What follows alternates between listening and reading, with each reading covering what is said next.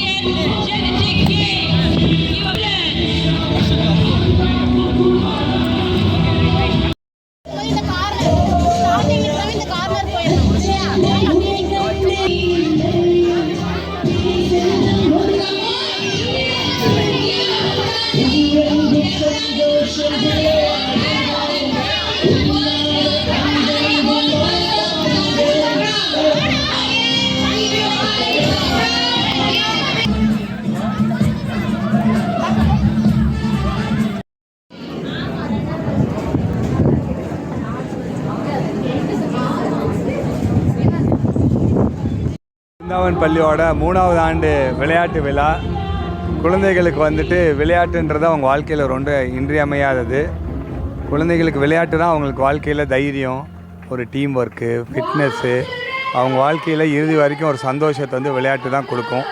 அதனால் விளையாட்டுக்கு முக்கியத்துவம் கொடுக்குற வண்ணமாக இந்த பள்ளியில் ஒவ்வொரு ஆண்டும் விளையாட்டு ஆண்டு விழா நடந்துகிட்ருக்கு. பெற்றோர்களும் ரொம்ப ஆர்வமாக குழந்தைகளை விளையாட்டுக்கு விடுறது ரொம்ப மகிழ்ச்சியாக இருக்குது. என்னென்ன போட்டிகள் நடக்குது? நான் எல்லாம் சின்ன குழந்தைங்க தான்ண்ணா, அதனால் என்னென்ன போட்டிங்கன்னு இல்லை. இந்த ஓட்டப்பந்தயம், லாங் ஜம்பிங்கு, ஓட்டப்பந்தயம், த்ரோஸு, இந்த மாதிரியான விளையாட்டுகள். இதை தவிர இப்போ சின்ன குழந்தைங்களுக்கு கொக்கோ, த்ரோ பால்ஸு, ஃபுட்பால், அந்த கிரிக்கெட், அந்த மாதிரியான விளையாட்டுகள் ரெகுலராக இருக்கும். வில்வத்தை, ஆர்ச்சரி, அந்த மாதிரி ஆர்ச்சரி இருக்குது. மல்லர் கம்பம், அந்த மாதிரியான விளையாட்டுகளும் இருக்குது. சார், இப்போ ஆன்மீகம், அரசியல், சமூக சேவை, அப்படியே ஒவ்வொரு கல்வி இதுலேயும் இப்போ பயணிச்சுட்டு வரீங்க.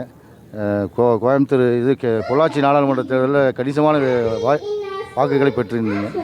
அடுத்து கிணத்துக்கடவு தொகுதியில் உங்களுக்கு வாய்ப்பு எப்படி என்ன தெரியல. இப்போ தேசிய ஜனநாயக கூட்டணி இருக்குது. அந்த கூட்டணியில் எந்தெந்த தொகுதிகள் பாரதிய ஜனதா கட்சிக்கு ஒதுக்குவாங்க, தேசிய ஜனநாயக கூட்டணியில் அப்படின்றது தெரியாது.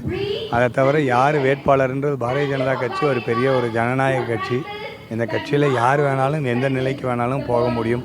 தமிழகத்தில் இருந்தக்கூடிய இந்த சிபி ராதாகிருஷ்ணன் அவர்கள் ஜனாதிபதியாக கொடுத்திருக்கக்கூடிய கட்சி பாரதிய ஜனதா கட்சி.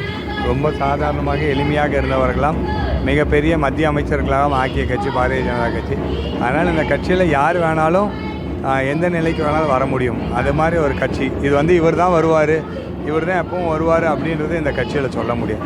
இப்போ கிணத்துக்கடவு முகமாக நீங்கள் இருக்கீங்க, கிணத்துக்கடவு தொகுதி முகமாக இருக்கீங்க.